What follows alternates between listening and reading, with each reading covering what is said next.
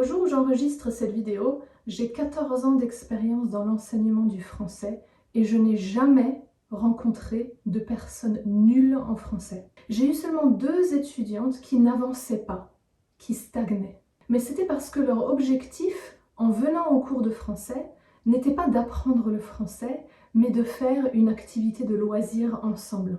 C'était 2 amies qui s'étaient inscrites ensemble à un cours particulier et elles venaient à ce cours comme elles seraient allées à un cours de dessin, par exemple.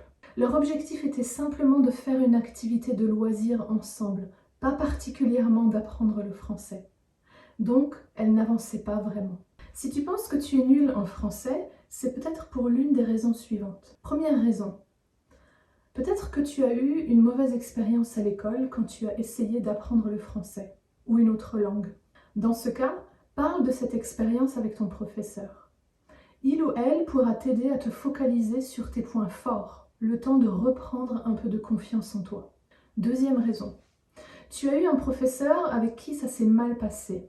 Alors, tu devrais essayer de reprendre un cours de français avec différents professeurs, jusqu'à ce que tu trouves un ou une professeure avec qui tu te sens à l'aise. Troisième raison, peut-être que tes objectifs ne sont pas suffisamment clairs.